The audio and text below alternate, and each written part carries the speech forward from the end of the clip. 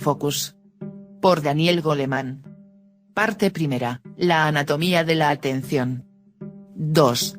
Los fundamentos básicos. Página 45 a 62 de 1298.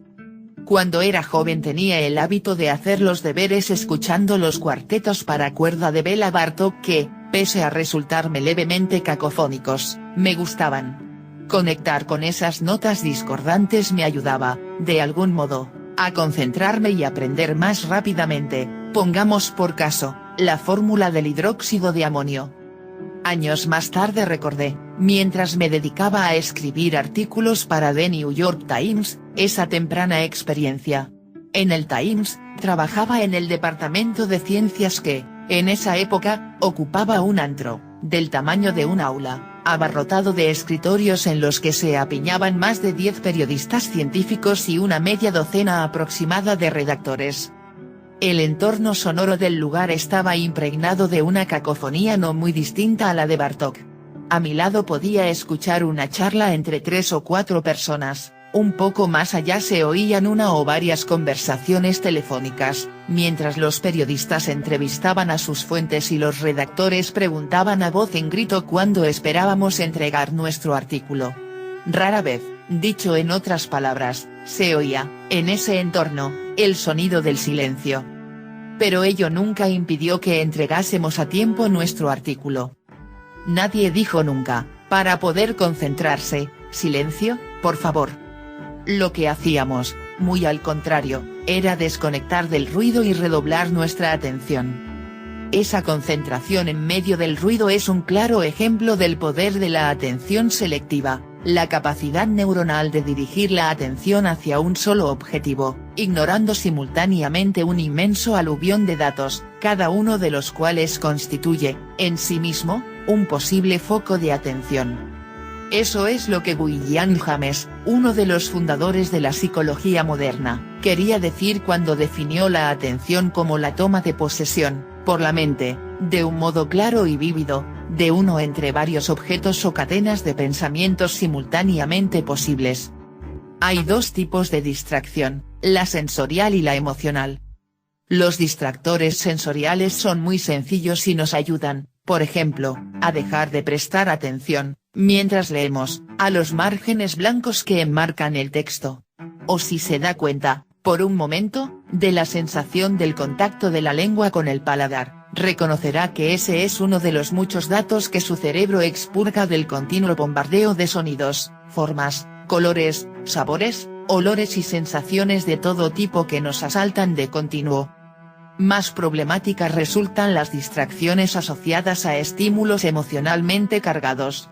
Aunque pueda resultar sencillo concentrarse, en medio del bullicio de una cafetería, en responder un correo electrónico, basta con oír que alguien pronuncia nuestro nombre, para que ese dato acabe convirtiéndose en un señuelo emocionalmente tan poderoso que nos resulte casi imposible desconectarnos de la voz que acaba de pronunciarlo. Nuestra atención se apresta entonces a escuchar todo lo que, sobre nosotros, se diga, en cuyo caso podemos acabar olvidándonos de responder incluso a ese correo electrónico. Por eso, el principal reto al que, en este sentido, todos aún las personas más concentradas, nos enfrentamos procede de la dimensión emocional de nuestra vida, como el reciente choque que acabamos de tener con un conocido y cuyo recuerdo no deja de interferir en nuestro pensamiento. Todos esos pensamientos afloran por una buena razón, obligándonos a prestar atención a lo que tenemos que hacer con lo que nos está molestando. La línea divisoria entre la especulación infructuosa y la reflexión productiva reside en si nos acerca a alguna solución o comprensión provisional que nos permita dejar atrás esos pensamientos o nos mantiene, por el contrario, obsesivamente atrapados en el mismo bucle de preocupación. Nuestra actuación será peor cuantas más interferencias obstaculicen nuestra atención. La investigación realizada al respecto, ha puesto de relieve la existencia de una elevada correlación entre la frecuencia con que los atletas universitarios ven cómo la ansiedad interrumpe su concentración y su respuesta en la próxima temporada. El asiento neuronal de la capacidad de permanecer con la atención centrada en un objetivo, ignorando simultáneamente todos los demás, reside en las regiones prefrontales del cerebro. Los circuitos especializados de esta región alientan la fortaleza de los datos en los que queremos concentrarnos, el correo electrónico al que, en el ejemplo anterior, queríamos responder, amortiguando, al mismo tiempo, los que decidimos ignorar, como la charla de los vecinos de la mesa de al lado. No es de extrañar que, como la atención nos obliga a desconectar de las distracciones emocionales, los circuitos neuronales de la atención selectiva incluyan mecanismos de inhibición de la emoción. Esto significa que las personas que mejor se concentran son relativamente inmunes a la turbulencia emocional, más capaces de permanecer impasibles en medio de las crisis y de mantener el rumbo en medio de una marejada emocional. El fracaso, en los casos extremos, en un foco de atención y ocuparnos de otro puede dejar la mente sumida en las cavilaciones, los bucles de pensamientos repetitivos o la ansiedad crónica. Y ello puede acabar desembocando en la impotencia, la desesperación y la autocompasión, tan características de la depresión, o la repetición incesante de rituales o pensamientos como, por ejemplo, tocar la puerta 50 veces antes de salir de casa, propios del trastorno obsesivo-compulsivo. La capacidad de desconectar la atención sobre una cosa y dirigirla hacia otra resulta esencial para nuestro bienestar. Cuanto más fuerte es nuestra atención selectiva, más profundamente podremos sumirnos en lo que estemos haciendo, ya sea que nos veamos conmovidos por una escena muy emocionante de una película o un pasaje de una poesía muy estimulante. La concentración sume a las personas en YouTube o en su trabajo hasta el punto de hacerles olvidar la algarabía que les rodea. O las llamadas de sus padres avisándoles de que la cena está servida. Podemos, en medio de una fiesta, descubrir a las personas concentradas, son aquellas capaces de zambullirse en una conversación, con los ojos fijos en su interlocutor, como si estuviesen absortos en sus palabras, independientemente de que, a su lado, vociferen los Beastie Boys. La mirada de los no concentrados, por el contrario, deambula a la deriva de un lado a otro, en busca siempre de algo a lo que aferrarse. Richard Davidson, neurocientífico de la Universidad de Wisconsin, considera que el hecho de centrarnos en algo es una de nuestras muchas capacidades vitales esenciales, cada una de las cuales se asienta en un distinto sistema neuronal, que nos ayuda a navegar a través de la turbulencia de nuestra vida interna, del mundo interpersonal y de los retos que la vida nos depara.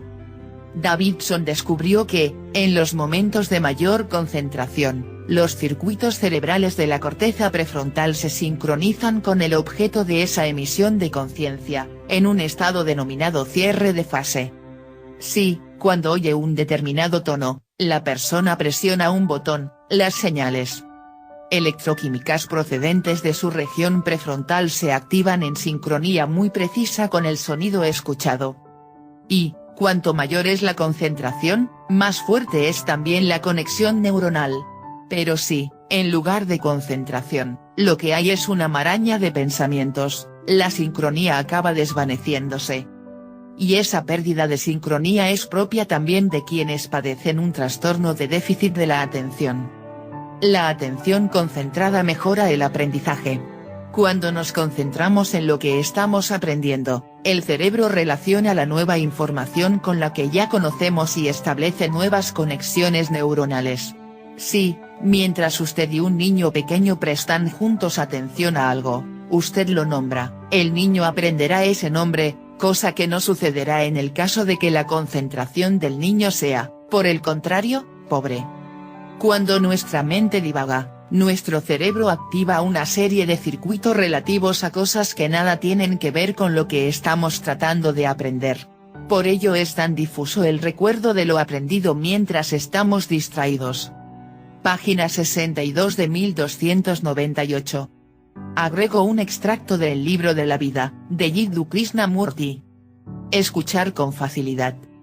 ¿Alguna vez se ha sentado usted muy silenciosamente, no con la atención fijada en algo, no haciendo un esfuerzo para concentrarse, sino con la mente muy quieta, realmente silenciosa? Entonces escucha todo, ¿no es así? Escucha tanto los ruidos lejanos como los que están más próximos, y también los sonidos inmediatos, muy cercanos a usted, lo cual significa que presta atención a todo. La mente no está restringida a un solo canal estrecho y pequeño. Si puede escuchar de este modo, con facilidad, sin esforzarse, hallará que dentro de usted se produce un cambio extraordinario, un cambio que adviene sin que ponga voluntad en ello, sin que lo pida. En ese cambio hay gran belleza y profundidad de discernimiento. Javatot.